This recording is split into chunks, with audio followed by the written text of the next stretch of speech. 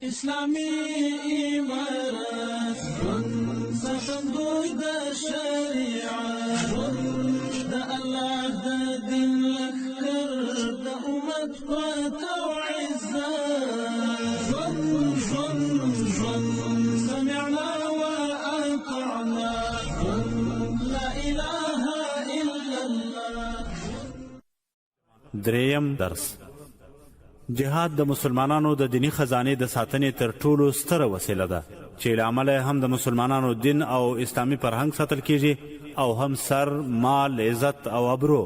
خو کافران او د دوی ترڅنګ ولاړ غلامان د دې لپاره چې د مسلمانانو دینی ګنج له منځه یوسي، اصیل اسلامي فرهنګ یې په غربي هغې بدل کړي، سر، مال، عزت او ابرو یې له ګواښ سره مخامخ کړي، نو د مسلمانانو ترمنځ د جهاد په اړه شبهات خپروي ترڅو مسلمانان ترې زړه توري کړي او له دفاع یې واچوي. پر افغانستان باندې د امریکایانو تر یرغل وروسته دا شبهات په پراخه پیمانه خپاره سول چې له امله پر ډیرو مسلمانو ځوانانو سیوری پرېوتی. دا چې کافران او ترڅنګ یې ولاړ کسان د جهاد په وړاندې کوم شبهات وړاندې کوي، څنګه ځوانان د جهاد له سنګره راګرځوي او د دې شبهاتو ځوابونه څه دي، دې او دې ته ورته پوښتنې د جهاد په اړه شبهات تر سرلیک لاندې د قدرمن استاد قاری سعید خوستی صاحب د شرعي درسونو درس کې ځواب سوي دي. اسلامی امارت سخندوی د شریعت د الله د دین لخر د امت فتو. کوم ظلم چې د مسلمان خلاف په هغه وخت کې کېدو هماغه ظلم نن هم روان ده. په تاجکستان، ازبکستان، په دې هېوادونو کې اوس هم په ګیره بندیز ده، هماغه عیاشي ده.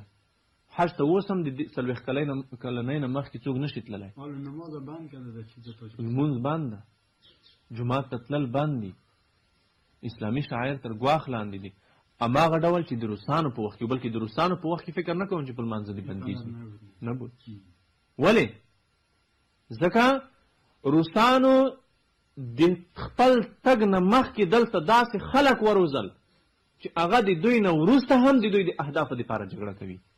د امریکایانو د تګ نه وروسته هم دوی داسې خلک دلته روزلي دي چې که چېرته د هغې خلکو علاج موږ ونه کوو، د امریکایانو په نشتون کې به دوی د امریکایانو دپاره جګړه کوي. دلته د امریکایانو په نیابت به دلته جګړه کوي.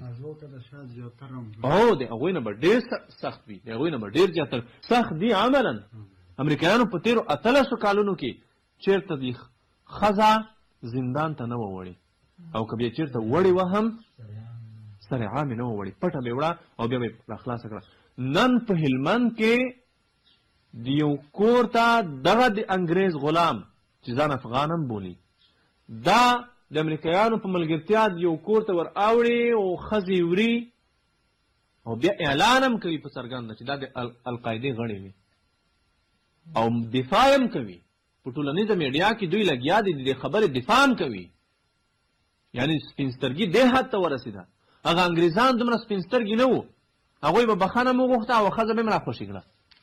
په ننګرهار کې یو وارې داسې پېښه وشوه، په خوست کې څو ځایونو کې داسې پېښې وشوې چې امریکایانو ښځې وې وړې او هغه ښځې په زخمي حالت کې وړې وې، بیا به دوی بخښنه هم وغوښته، هغه ښځه به هم راخلاصه کړه. دا د انګریز دا غلامان دومره سپین سترګي دي چې ښځه وړي، په ښځه د القاعدې ټاپه هم لګوي او د دې خپلو عملیاتو د دې خپلو بې شرمۍ دپاره دلیل هم وایي، توجیه کوي هم. ولې؟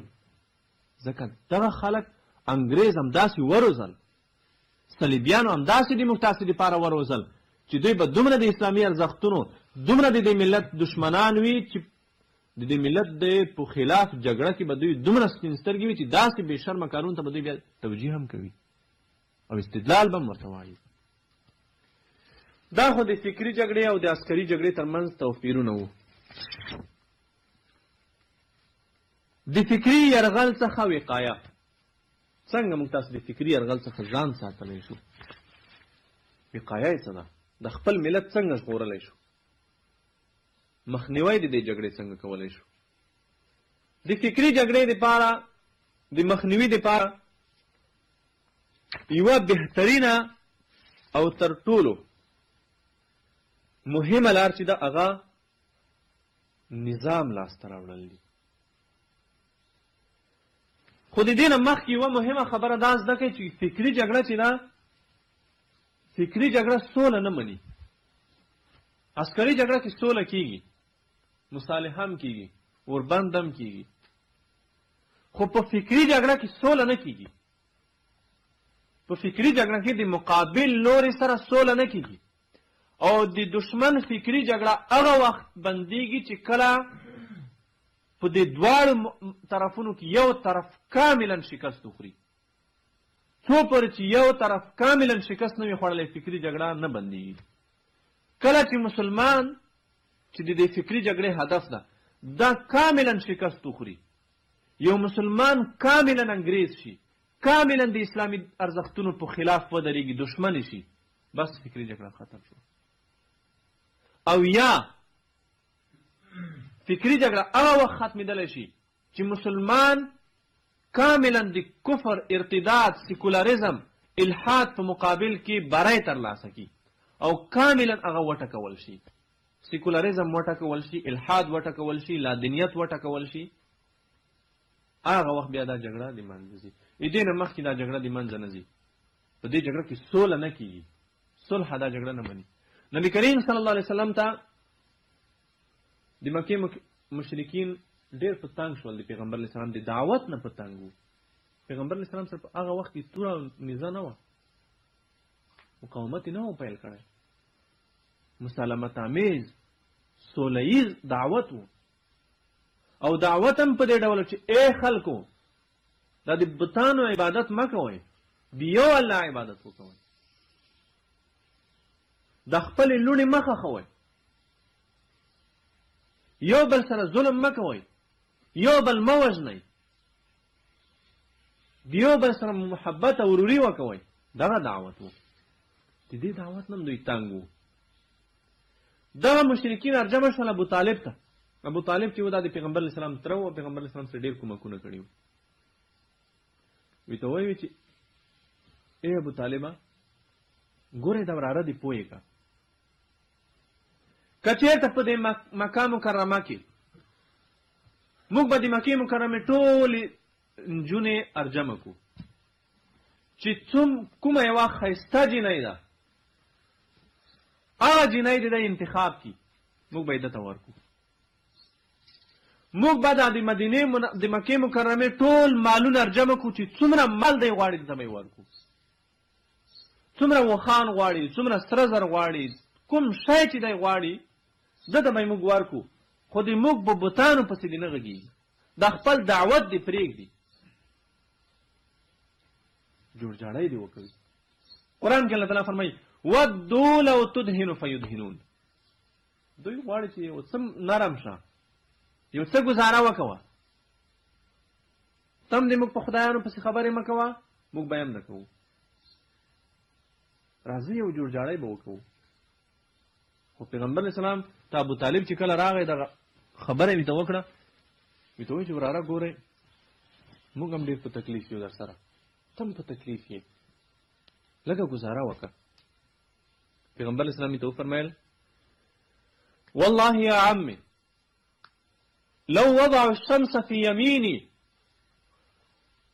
والقمر في يساري، الله مې دا قسم مې اعتراف که چېرته دوی دغه شمس د ما په ښي لاس کې کېږدي مې سترګه او قمر د ما په کیڼ لاس کې کېږدي سپوږمۍ، یعنی دومره امتیازات دوی ما ته راکړي او دومره هر څه دوی وکوي چې شمس د ما په ښي لاس کې کېږدي، قمر د ما په کیڼ لاس کې کېږدي.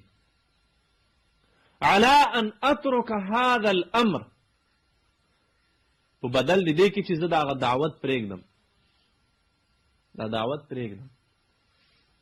ما فعلت حتى يظهره الله او اهلك دونه، دا کار زه نه کوم تر هغې پورې چې دا دعوت غالب نشي او اهلك دونه، یا زه مړ نشم،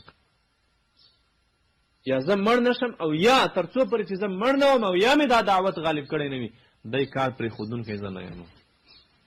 دا د دپاره د فکري جګړې په مقابل کې د دعوت یو ښه مثال ده. د فکري جګړې په مقابل کې جګړه کېږي، د هغې سره سوله نه کېږي. انګریزان به ووځي، امریکایان به وتښتي، دلته چې کوم د امریکایانو ګوډاګیان دي د هغوی سره به هم سوله وشي موږ به یې معاف کړو څه به نه ورته وایو ولې د فکري جګړې په مقابل کې سوله نه کېږي هغه جګړه چې دوی 18 کاله وکړه د هغې په مقابل کې سوله نه کېږي د اسلامي ارزښتونو خلاف د اسلامي تمدن خلاف د دین خلاف چې کوم چینلونه دی فعال کړي دي کومه جګړه دی روانه کړې ده هغې سره سوله نه کېږي هغه باید د هغوی تخریب باید موږ ورغوو د هغوی په مقابل کې باید موږ خپل دعوت ته دوام ورکړو په منطق سره په دلیل سره په استدلال سره په بصیرت سره ادعو الی سبیل ربک بالحکمة